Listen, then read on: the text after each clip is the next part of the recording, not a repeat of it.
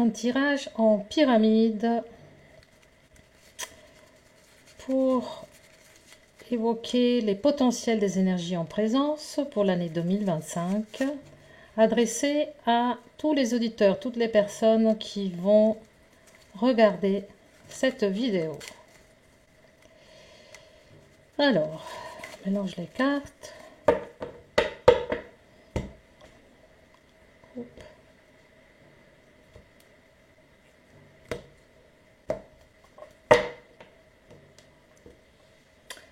Alors,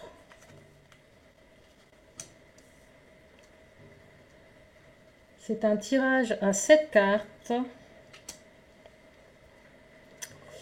et je vous expliquerai la position et l'énergie de chaque carte.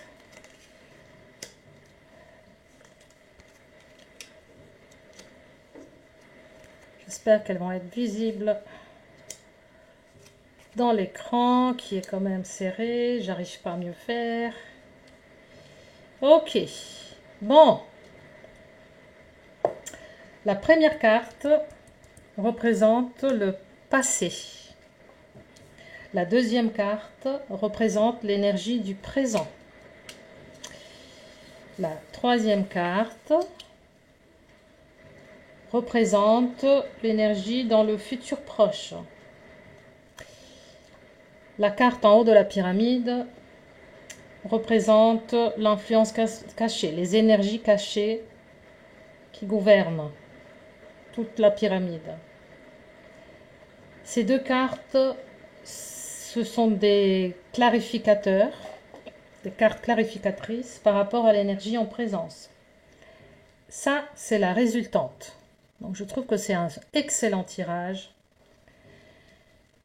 Et voici l'interprétation des cartes. La première, le passé. L'as d'épée. L'épée, c'est les pensées et les paroles. Donc, ça concerne tout ce qui a à voir avec la communication. On est envahi de communication de tous côtés, d'informations de tous côtés. Les épées, ce sont aussi des énergies qui portent une forme de, comment dirais-je, une direction directe, une information directe, claire, limpide, sur tout ce qui est les vérités cachées, j'ai envie de dire. Tout ce qui s'est passé dans ces dernières années, surtout cette année dernière, 2024, a été la continuation de ce qui est la révélation de toutes les informations cachées et la révélation des vérités derrière l'illusion. Donc on a été bombardé par ces informations. On en fait quoi maintenant? Ça concerne aussi, de mon point de vue, une forme de droiture, un nouveau départ dans la manière de communiquer, d'exprimer la parole juste, de poser ses limites, de poser des intentions, de poser une manière plus claire aussi, individuellement, d'exprimer ses propres vérités, sa propre raison d'être et ses propres besoins. La deuxième carte, c'est le 8 de bâton. Le 8 de bâton, les bâtons, c'est le feu, c'est plutôt une énergie émotionnelle, vient nous indiquer les influences. Alors, si on parle des influences extérieures, on peut dire qu'on va être bombardé, dans le sens positif du terme, des énormes informations énergétiques, de fréquences énergétiques à tous les niveaux. Donc au niveau galactique, au niveau planétaire, au niveau des informations aussi vibratoires qu'on peut recevoir au niveau de tous nos corps émotionnels. C'est des informations qui vont apporter une sorte de grand renouveau, grande prise de conscience, réalignement, un reset, une forme d'enrichissement en tout cas. Un grand enrichissement au niveau émotionnel, au niveau de nos abondances, au niveau de nos savoirs, mais aussi un enrichissement qui concerne l'éveil de nos consciences. Donc l'année 2025 sera fertile de nouvelles informations, nouvelles créations, nouvelles idées, nouvelles intuitions, et on sera accompagné par des énergies de feu, de nouveaux commencements, d'abondance, justement de créativité et d'énergie aussi qui vont pouvoir nous présenter une nouvelle face de la réalité en nous-mêmes et dans le monde. Donc ça, c'est tout à fait positif. Bon, le hiérophante qui se trouve dans une position qui est quand même bien inspectée par les cartes supérieures et inférieures, c'est une carte qui peut être assez controversée parce que dans sa version négative concerne l'ancien système, le système patriarcal, le système des élites qui nous gouvernent, le système de l'esclavage. Et en même temps, le hiérophante, on peut aussi le considérer comme un grand sage connecté au savoir divin et capable de dispenser les grandes vérités reliées à la loi de l'un à tous ces adeptes, à tous ceux qui veulent bien évoluer dans leur chemin de conscience, dans leur chemin d'âme.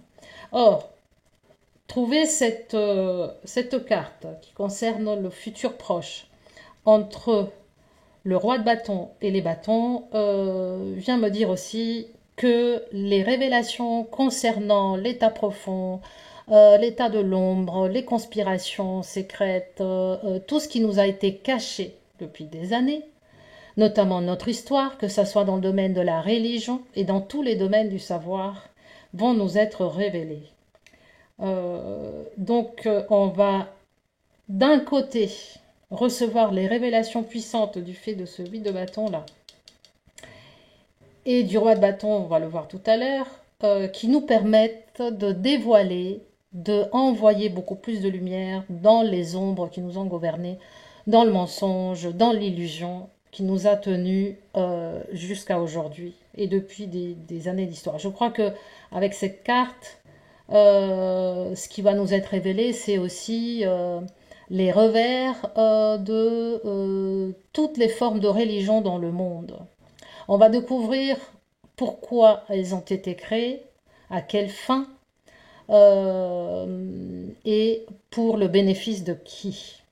On va découvrir et peut-être on va assister à la chute de la tour de Babylone qui représente ces croyances bien engrammées dans notre ADN depuis des milliers d'années et qui vont petit à petit tomber en poussière justement du fait de cette nouvelle vision clarté par rapport aux vérités du monde auquel on est obligé de faire face, quoi. Donc c'est très positif. L'ancien monde va tomber sous la puissance de la lumière qu'on ressent en ce moment. Et le roi de bâton aussi vient le confirmer, c'est-à-dire le roi de bâton, c'est une forme de souveraineté, il représente le masculin, même pas que. Le roi de bâton, il a la puissance de l'ingéniosité, de la créativité, le pouvoir de l'esprit, il porte le bâton dans la main, une forme d'assurance, il regarde loin, ça c'est l'influence cachée, hein, pour vous rappeler. Donc, l'influence cachée, c'est celle qui nous concerne aussi tout le monde individuellement, c'est-à-dire la capacité que nous avons d'être bien assis dans notre trône, dans notre souveraineté individuelle, dans notre capacité de discerner. Ce gars, il est vraiment dans le discernement. Il voit les choses d'une certaine distance et parfois aussi avec ironie. Il ne prend pas au sérieux les drames du monde parce qu'il les a compris et transcendés. Mais il les voit avec intérêt afin de créer un nouveau sur les cendres de l'ancien. Et il est dépourvu complètement d'ego, mais il est conscient de sa reliance au divin intérieur et il est conscient maintenant des enjeux dans lesquels le monde a été piégé pendant des milliers d'années. Et il ne se laisse plus piéger dans le temps, dans les narratifs, dans les propagandes, diffusées justement par les énergies du hiérophante, les énergies des pouvoirs en place. Ok, clarification et avis.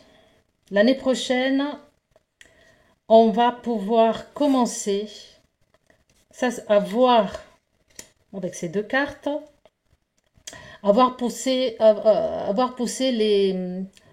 les petits, comment dirais-je, on a planté les graines déjà dans les années précédentes de ce qui va surgir l'année prochaine comme les fruits de notre dur labeur, que ça soit physique, émotionnel ou mental, de transformation et transcendance par rapport à nos croyances concernant nous-mêmes et concernant le monde.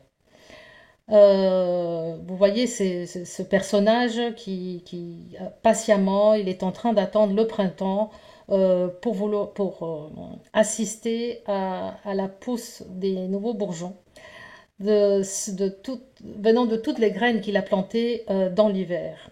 Il demande une forme de patience, de grande confiance, et grâce aussi à la reine de Pentacle, la capacité de visualiser. Donc la visualisation du monde que nous voulons pour nous-mêmes et pour le monde entier nous permet aussi d'acquérir une forme de patience parce qu'on sait que toute transformation nécessite du temps, malgré que le temps n'existe pas. Dans ce domaine d'incarnation planétaire, on est quand même dans le temps. Et ce temps est précieux parce que ce qu'on a cultivé est précieux. Toutes les graines que vous avez posées, même celles dont vous ne vous rendez pas compte, vont donner leurs fruits petit à petit. Moi, je dirais, la grande transformation et les premiers fruits de ce qu'on a sémé à aujourd'hui, nos actes, nos paroles, nos intentions, nos relations, vont commencer à se voir à partir, moi je dirais, de printemps, printemps-été.